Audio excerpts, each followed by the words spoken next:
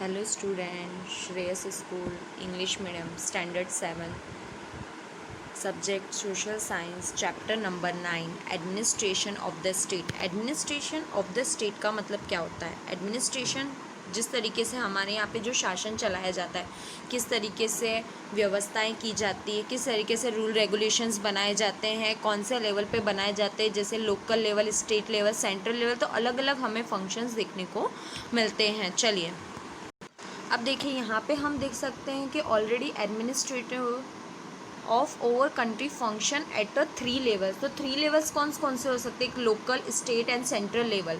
तो previous year में जैसे आप इसके बारे में पढ़ चुके। और सेल्फ ऑफ गवर्नमेंट इंस्टीट्यूशन। तो सेल्फ ऑफ गवर्नमेंट का मतलब क्या होता है? जो यहाँ पे हमारे स्थानीय स्वराज पे जो कार्य कर चुके हैं, है ना। We shall learn about the administration functions at the state level. Democracy, तो अब हम जान सकते हैं कि हमारे यहाँ पे स्टेट लेवल पे किस तरीके की डेमोक्रेसी हमें देखने को मिलती है, किस तरीके के मतलब संचालन वगैरह निभाए जाते हैं। Okay, the function of a state government. तो स्टेट गवर्नमेंट, अब देखिए यहाँ पे हमें बताया what are the rules of a minister and a member the legislative assembly. तो यहाँ पे क्या होता है? जिस तरीके से रूल रेगुलेशन बनाए जाते हैं, जैसे कि यहाँ पे सदस्य होते हैं, मंत्री होते हैं, तो किस तरीके से अपना काम करते हैं, किस तरीके से क्वेश्चन सामने रखते हैं, तो ये सारी चीज़ें हमें देखने को मिलती हैं। उनके पास क्वेश्चंस होते हैं, गवर्नमेंट में मतलब आइडियाज़ होते हैं, तो सब अपने अपने आइडियाज़ मतलब डिमांड्स वगैरह के बारे में बताते हैं। एग्जाम्पल लेने जाए तो हम बोल सकते हैं कि जैसे कि आप देख रहे हो कि टमाटर के भाव कितने हो गए हैं? 80 रुपये किलो। तो अब उसको किस तरीके से कम किया जाएगा, उसके ऊपर रूल्स बनाए जाएंगे कि ये चीज़ें हैं जो लोगों तक अच्छे से हम पहुंचाने का काम कर सकें। तो इसमें 3 लोग हैं जो अपना फंक्शंस या अपने रोल्स प्ले करते हैं। तो जैसे local level, state level, central level. Okay, how do they ask they are the fulfilment of their demand. अब क्या होता है कि किस तरीके से हम उनकी डिमांड को पूरी कर सकते हैं, किस तरीके से हम काम कर सकते हैं कि उनकी डिमांड अच्छे से पूरी हो सके। Understand more about this questions we shall take the example for the medical field. अब आप देख सकते हो, आप सोच सकते हो कि स्वास्थ्य संबंध के बारे में हम जान सकते हैं।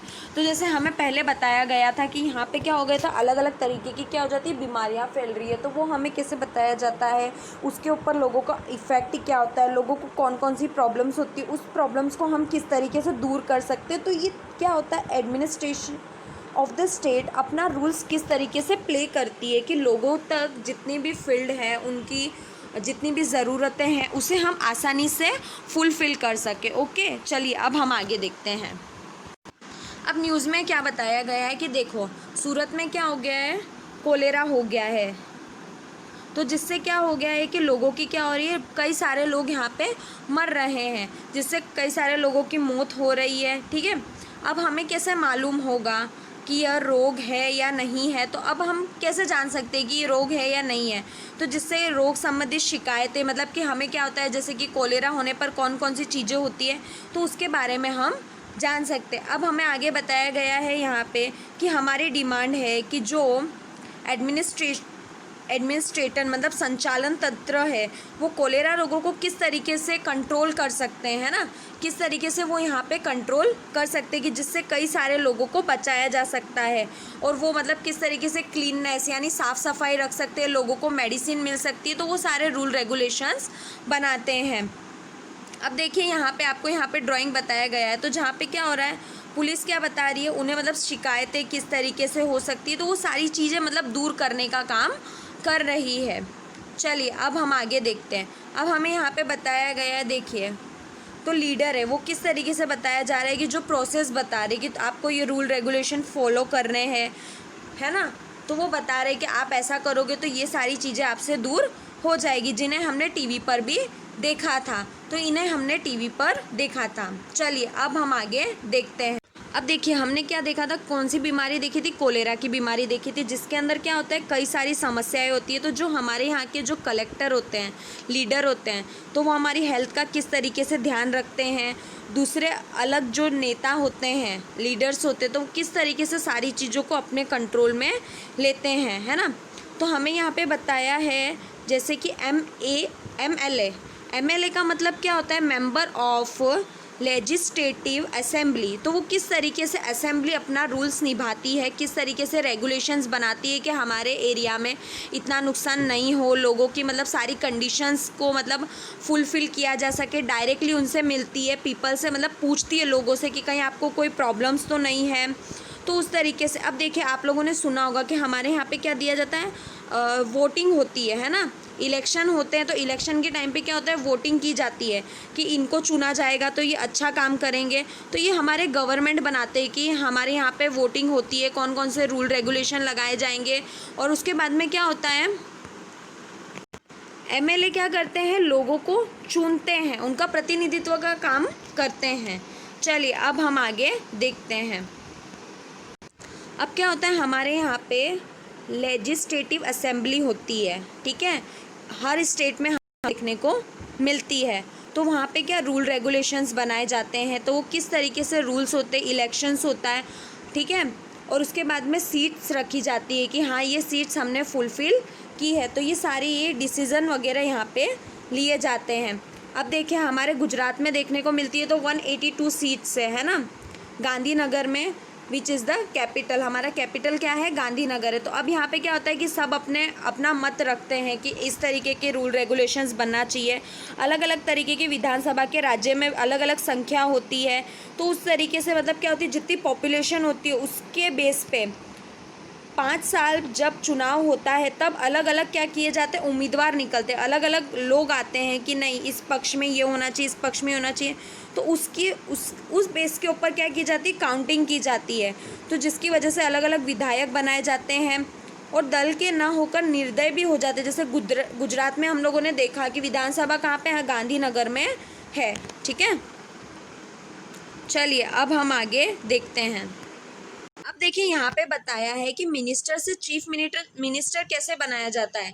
तो जिसमें क्या होता है, वहाँ पे नंबर्स होते हैं, तो जिस तरीके से सारी पार्टीज होती है तो इंडिपेंडेंट कैंडिडेट्स रखे जाते हैं फ्रॉम द गवर्नमेंट। तो governor appoints the leader of the majority party the chief minister, he she it invited from the counselling ministry.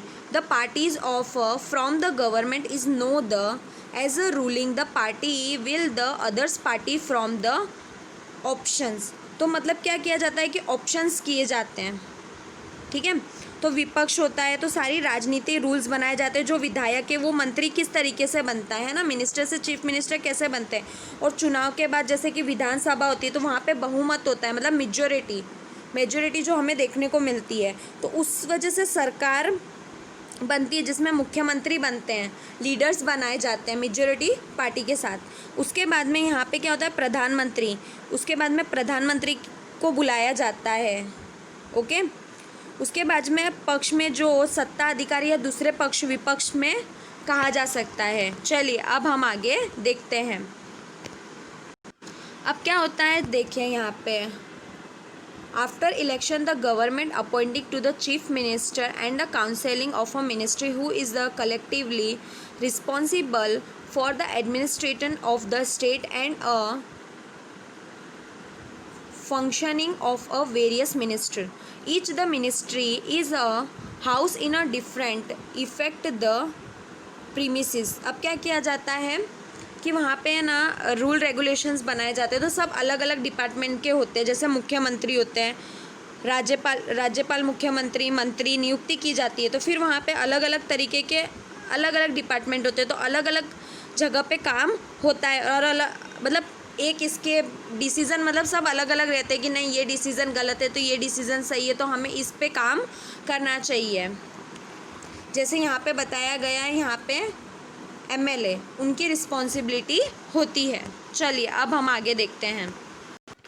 The others organs, they are state government executive which are a comparison of the governor, the chief minister in a counseling of minister, the administration officially who work under the guidance and control the ministers are also the part of executive body.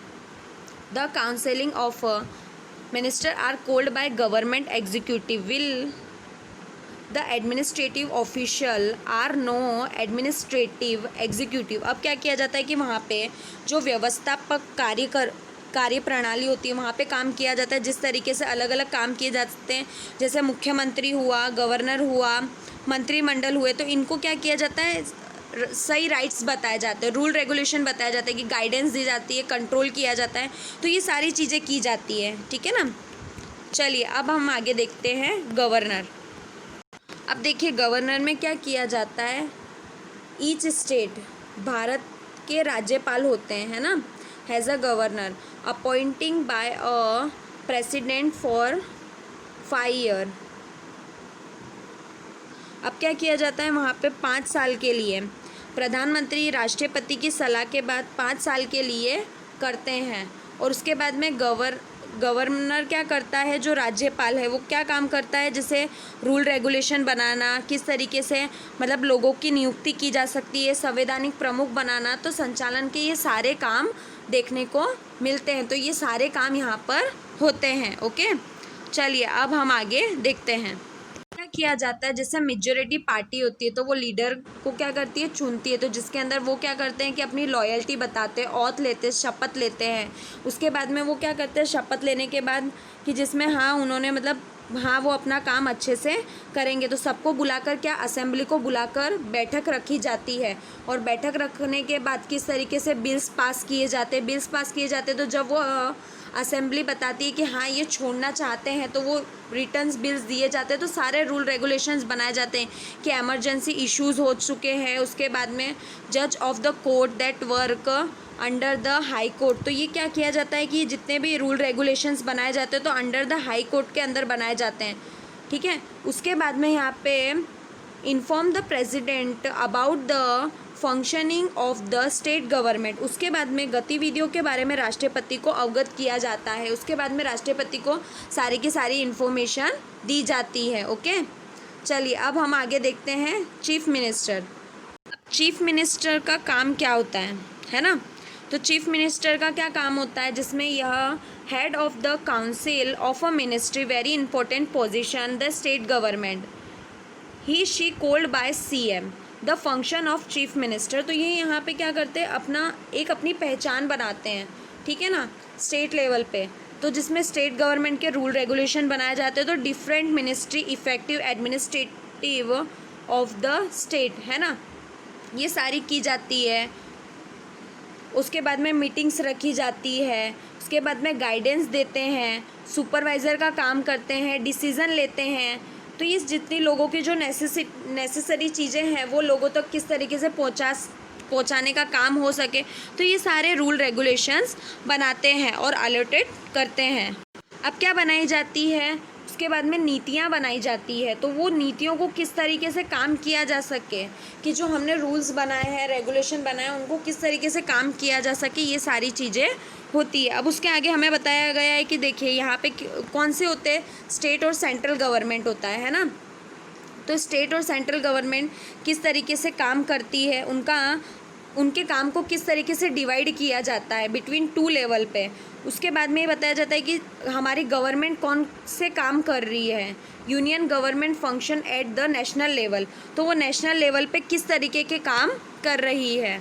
Okay, अब चलिए हमें यहाँ पे बताया गया है कि state government, central government, तो दोनों किस तरीके से अपने काम कर रही है। Is the area which are functioning their responsibility state government the limited of a particular state, example work in the Gujarat state government limit to the boundaries where the central government take care of the entire national। अब क्या किया जाता है, केंद्र और राज्य सरकार दोनों काम करती है, तो यहाँ पे राज्य सरकार अपने अपने क्या करती है, प्रदेशों विस्तार में, मतलब अपने जहाँ पे बाउंड्रीज होती है ये वहाँ तक काम करती है स्टेट गवर्नमेंट। ओके, अब क्या होता है सेंट्रल गवर्नमेंट, तो सेंट्रल गवर्नमेंट को क्या होता है कि पूरी चीज़ें मतलब पूरे देश का ऑल अराउंड ऑफ काम करना पड़ता है, ठीक है।